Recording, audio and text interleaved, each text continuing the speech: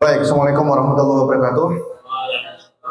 Alhamdulillah, alamin, syadu la ilaha illallah wa syadu anna Muhammadan abduhu wa rasuluhu dan nabiya ba'da. Alhamdulillah, masih dalam suasana hampir selesai Syawal ya. Mohon maaf lahir batin. Saya panjatkan syukur pada Allah Subhanahu wa taala. Sallallahu alaihi wasallam kita kirimkan berajin kita dan bersama. Baik, saya terima kasih sekali ya dengan 5 S2 yang dipimpin Eko untuk mengadakan acara ini. Menurut saya acara ini penting untuk Anda tidak hanya posisi saat ini sebagai mahasiswa S2, tetapi perlu Anda pikirkan juga bahwa apa yang akan Anda dapatkan di series ini itu nanti betul-betul menjadi modal yang baik untuk karir Anda. Untuk karir Anda. Jangan berpikir bahwa modal Anda ilmu tentang riset metodologi ini hanya untuk publikasi. Itu bisa lebih dari itu. Ya, Anda yang nanti akan kerja di profesional, ya, mungkin ada di perusahaan atau bank syariah atau apa dan sebagainya, Anda pasti akan menemukan masalah. Ya, dan masalah itu harus diselesaikan. Nah, cara Anda menyelesaikan masalah dan kemudian bagaimana Anda menganalisis dan sebagainya, pasti sistematikanya itu akan inline dengan pelajaran ini. Akan inline. Jadi pencarian Anda tentang ide, pencarian Anda tentang masalah, bagaimana cara mencari masalah, bagaimana kemudian masalahnya sudah ketemu, caranya bagaimana, kemudian apakah cara itu sukses untuk mengatasi masalah, ya. Kemudian hasilnya bagaimana, ya. Kemudian Anda analisa, apakah cara satu lebih baik dari cara dua, ya, dan seterusnya. Itu penting sekali untuk Anda ketahui, ya. Itu penting untuk Anda ketahui, ya. Apalagi kalau kemudian Anda yang akan nanti kepingin jadi dosen. Coba saya ingin tahu dulu, Anda angkat tangan siapa yang ingin jadi dosen? 1, 2, 3, 4, 5, banyak lah. Ya. Anda yang rencana nanti mau jadi dosen, ya. Ini pelajaran yang sangat penting. Coba Anda pikirkan ya, atau Anda buat target. Kalau nanti saya mau mengajar, nanti itu maksudnya nanti ketika Anda sudah bekerja jadi dosen ya. Kalau nanti Anda mau bekerja sebagai dosen dan mengajar riset metode, maka ilmu apa yang harus saya siapkan? Anda harus berpikir seperti itu, dan salah satu jawabannya adalah Anda fokuskan ke acara sekarang ini. Jadi acara sekarang ini betul-betul akan jadi modal nanti Anda untuk mengajar riset metodologi nanti kalau kemudian Anda sudah diterima dimanapun kampus yang Anda tuju. Ya, jadi betul-betul Anda akan mentreatment pertemuan ini, riset bulanan ini, ya, sebagai betul-betul modal. Kalau perlu ini direkam nanti ya. Kalau perlu Anda membuat summary, terus kemudian melakukan pertanyaan dan merangkum dengan yang baik buat PPT sekalian dan sebagainya, supaya ketika nanti di waktu Anda mengajar kemudian diberikan silaturusnya kamu mengajar ini, Anda sudah siap dengan PPT yang sudah Anda siapkan pada hari ini, bulan depan dan seterusnya. Ya, itu hal yang sangat penting. Ya. Dan perlu diingat juga bahwa menurut saya berdiri ya sambil. Perlu diingat juga bahwa pengetahuan Anda tentang riset metodologi ini, ya, orientasi Anda tadi yang dikatakan oleh Mas Moderator tadi, orientasi Anda itu janganlah jabatan, janganlah pangkat. Ya, kalau nanti kan ada di kampus kan lektor, asisten ahli dulu, dan lektor kepala dan guru besar. Karena kalau orientasi Anda adalah seperti itu, maka ketika Anda sudah mencapai, sudah selesai finish, Anda nggak akan ada usaha untuk memproduksi paper lagi. Jadi nyatanya Anda jangan itu. Niatan Anda adalah bagaimana membuat publikasi supaya bermanfaat bagi orang lain. Jadi sampai kapanpun Anda akan produce terus. Ya, saya belajar banyak dari supervisor saya. Ya, supervisor saya itu luar biasa. Saya sangat beruntung punya supervisor. Supervisor saya itu ada tiga ya. Yang pertama itu Azmi Umar, yang kedua Mansur Ibrahim, yang ketiga adalah Kamil Medi Ahmad Kamil Medi, ya, yang dinaris kalau Anda pernah belajar. Tiga ini alhamdulillah orang yang sangat luar biasa dalam pertokohan dosen-dosen yang terkenal di Malaysia. Ya, itu membimbing saya, alhamdulillah. Nah, terkait dengan riset metodologi yang saya bilang tadi, selalu pikirkan bukan kuantitas, tapi kualitas. Ya, kalau Anda hanya sekedar mengejar kuantitas, itu tidak impactful. Ya, tidak impactful itu tidak berdampak signifikan. Tapi buatlah yang impactful atau buatlah yang berkualitas, jika terasa betul manfaat oleh masyarakat. Kalau hanya sekedar kuantitas, ya walaupun kualitas itu kemudian Anda berhasil untuk terpublikasi Scopus, ya, tetapi kalau itu tidak impactful, tidak signifikan, maksudnya offering knowledge-nya itu tidak signifikan, ya, siapa yang akan mensitasi? Saya selalu menggunakan contoh yang sederhana ya. Nanti saya katakan lagi dengan riset. Kalau Anda misalnya punya bisnis kuliner, buka restoran, Anda bikin salah satu menunya adalah gado-gado, ya, gado-gado yang spesial. Coba saya mau nanya kepada Anda ya, kalau Anda berpikir di persis depan gedung ini, daerah kampus, itu ada tanah kosong dan sudah berupa restoran, bukan sudah berupa restoran, sudah berupa gedung yang kemudian Anda siapkan untuk buka restoran. Salah satu menunya adalah gado-gado. Pertanyaan saya, gimana cara Anda memastikan bahwa gado-gado Anda itu terbeli oleh masyarakat? Apa yang konsideran apa aja? Faktor apa saja yang Anda gunakan? Kan Anda nggak sekedar, oh gado-gado menunya ini dan sebagainya, ayo kita buat. Kan nggak seperti itu. Siapa yang yakin bahwa gado-gado Anda itu langsung enak? Kalau Anda hanya sekedar, oh ada kecambahnya, ada ini, ada bumbunya, ayo kita langsung buat. Kalau membuat asal-asalan seperti itu, gimana Anda yakin akan terbeli?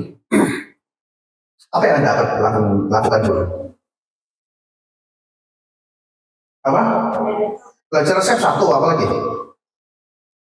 Itu udah pasti. Hah? Pangsa pasarnya 2, oke, benar. Apa lagi? Bahan-bahannya ya. Hah? Marketingnya ya, kurang lebih sama. Ada satu lagi yang saya belum mendengar jawabannya. Yang diinginkan masyarakat, oke, ada satu lagi yang belum. Yang itu justru penting untuk memastikan bahwa ini akan terbeli. Tadi yang marker dan sebagainya itu oke, itu benar. Ada satu lagi. Apa itu? Anda harus ngecek di sekitar ini sudah ada yang jual gado-gado atau belum. Itu yang terpenting. Kenapa kok itu penting? Karena kaitannya dengan positioning gado-gado Anda itu di sebelah mananya di antara gado-gado Anda yang ditawarkan di restoran di sini. Pencarian, kan logikanya kan begini ya. Saya mau buat gado-gado seperti apa nih? Ya. Anda cek di sekitarnya. Katakan ada 5 restoran. Setelah Anda cek 5 restoran itu semua menawarkan gado-gado. Untuk memastikan gado-gado Anda yang paling baik, kan Anda harus ngecek satu-satu kan 5-5-nya nih. Restoran pertama ini enaknya di sisi mananya? Kacangnya kan? Atau penyajiannya kan? Atau jenis sayurnya kan, mungkin sayurnya organik atau apa dan sebagainya. Satu persatu Anda cek, Anda catat. Restoran pertama keunggulannya ini, kelemahannya ini, gado-gadonya. Restoran kedua kelemahannya ini, keunggulannya ini. Terus setelah lima-limanya Anda cek, baru kemudian Anda bisa memikirkan, oke, ini adalah existing gado-gado yang ada. Kalau saya mau buat, maka yang harus saya lakukan menyesuaikan dengan target market. Misalnya di sini ada mahasiswa, ada dosen, ada tamu-tamu dari dosen. Terus sebelah sana aja ada rumah sakit, ya, rumah sakit yang Geraha Amerta ini ada rumah sakit yang menengah ke atas. Jadi level orang-orangnya itu orang-orang yang nggak mau beli gado-gado 2000-an. Ya, ada gado-gado 2000-an nggak beli, tapi ada gado-gado 70.000 mau beli ya. Gitu ya. Jadi ini hukum ekonomi nggak berlaku, karena yang paling murah biasanya lebih dicari kan. Jadi yang mahal lebih dicari gitu. Nah, ini nggak berlaku. Sehingga setelah Anda memutuskan, oh orangnya sekitar ini banyak yang seperti itu, gado-gado saya harus seperti ini. Paham kan? Sederhana kan itu kan? Nah, kalau Anda sudah paham itu, maksudnya itu, sebetulnya Anda sudah paham bagaimana mencari ini. Identifikasi Anda atas restoran pertama, kedua, ketiga, keempat, kelima, itulah literatur review. Paham? Karena literatur review itu pada dasarnya adalah Anda mencari positioning paper Anda. Research gap tepatnya. Mana yang belum pernah ditawari dari sekian banyak ini? Wah ini Pak, ini satu restoran itu udah canggih betul Pak. Banyak orang itu yang kemudian beli gado-gado ini. Ngantri, setiap siang selalu ngantri. Anda harus perlu coba. Kenapa yang membuat ngantri ini enaknya sisi apanya? Kalau perlu jangan Anda sendirian, Anda coba beberapa orang yang ahli nutrisi dan beberapa orang yang sekedar untuk mencari second opinion. Kenapa sih restoran ini yang menawarkan gado-gado satu ini, di antara sekian banyak makanan yang mereka tawarkan, gado-gado yang mereka selalu cari. Kenapa? Identifikasi hal-hal yang kemudian membuat sukses itu apa? Nah, ketika Anda sudah tahu kuncinya, kalau Anda mau buat yang lebih baik, atau Anda harus memenangkan pertandingan, maka Anda harus buat lebih baik gado-gado. Ini yang ditawarkan mereka, kalau itu Anda menawarkan yang sisi apanya. Harus lebih baik daripada yang ini, supaya bisa menarik customer. Jadi kalau ini sudah enak, pastikan punya Anda jauh lebih enak. Gimana caranya Pak? Ya panggil ahli nutrisi, panggil ahli chef Juna atau chef Arnold atau chef siapa itu panggil. Pak, existing gado-gado yang ini Pak, ini yang paling enak di sebelah restoran saya. Saya juga mau buat gado-gado Pak. Gimana caranya saya bisa buat lebih enak dari ini? Nah, itu Anda perlu ngobrol sama mereka. Nah, kalau cara Anda melakukan seperti itu sebetulnya to some extent itulah research methodology dalam spesifiknya adalah mencari research gap. Mencari research gap Anda harus tahu positioning dulu, ya. Literatur Anda baca dulu, semuanya literatur ini keunggulannya apa, kelemahannya apa, literatur kedua keunggulannya apa, kelemahannya apa, dan seterusnya. Terus kemudian kalau saya membuat paper tentang hal yang sama, positioningnya bagaimana? Hal yang berbedanya dengan yang ini. Nggak mungkin Anda membuat gado-gado yang lebih tidak enak dari yang ada, siapa yang beli? Fakta bahwa gado-gado enak itu dibeli sama banyak orang, itulah dalam publikasi namanya sitasi. Jadi kalau gado-gado tadi banyak dibeli orang, itu kalau dalam publikasi siapa yang mensitasi, banyak atau tidak? Paper yang banyak disitasi itu adalah paper yang impactful, karena orang yang merasa bahwa paper itu bagus, saya mau mensitasi, saya mau melanjutkan. Kalau paper itu biasa, saya nggak mau dengan paper ini, nggak ada kontribusinya. Ya, Nah itu yang Anda harus lakukan. Jadi pencarian itu, brainstorming dan sebagainya itu harus mencari literatur. Dan Anda diuntungkan kuliah di sini ya. Anda tahu langganan Emerald, langganan Saint Derek, berapa setahun? Miliaran. Ngambil dari mana itu? SPP Anda. Ngambil dari SPP Anda. Terus Anda nggak manfaatkan, betapa ruginya Anda. Betapa ruginya. Kalau perlu tuh Anda sepakat ya. Janjian, Eko yang Jima semua mendownload, terus Mir A yang jurnal Islamic Accounting semua download, setiap ada edisi di download, semua edisi download. Jadi Anda punya banyak sekali. Untuk apa? Nanti kalau Anda sudah punya akses lagi, kesulitan Anda mencari jurnal. Janjian, semua edisi ini mau ada di download oleh ini, jurnal ini di download oleh ini. Jadi Anda akan punya banyak sekali, terus nanti saling share. Begitu, supaya worth it itu SPP Anda bayar itu diambil untuk beli langganan itu tuh akhirnya kepake gitu loh. Ya gitu. Oke, saya sampai jam berapa sih? Dari mulai jam berapa tadi? 8:30 ya, berarti tinggal setengah jam lagi nih. Oke. Nah, baik. Kita akan coba masuk sekarang pada Islamic Economics ya. Tentu sources utama ya itu adalah revelation atau wahyu. Ya. Jadi banyak sekali ayat Quran yang kemudian itu esensi ekonomi itu begitu tingginya. Esensi ekonomi itu begitu tinggi. Ya. Contoh sederhana ya. Itu adalah surat di mana menjelaskan janganlah harta itu berputar di antara orang kaya dan orang kaya. Ya, secara sederhana, ya. Jadi, oke, itu ada ayat. Sekarang saya mau cerita. Nanti saya akan kembali ke ayat itu. Ya, saya akan cerita dulu di bidang kedokteran. Ya, tubuh kita selalu dialiri oleh darah ke seluruh tubuh.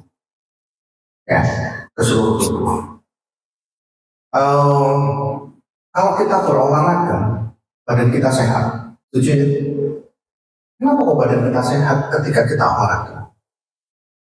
Karena ketika kita olahraga, itu kan kita menggos-menggos, ya. Menggos-menggos itu sebetulnya adalah darah itu berputar, mendorong, kalau kan berdebar terus gitu kan, itu mendorong darah berputar lebih cepat. Kenapa kemudian darah berputar lebih cepat itu kemudian membuat salah satunya membuat jadi sehat?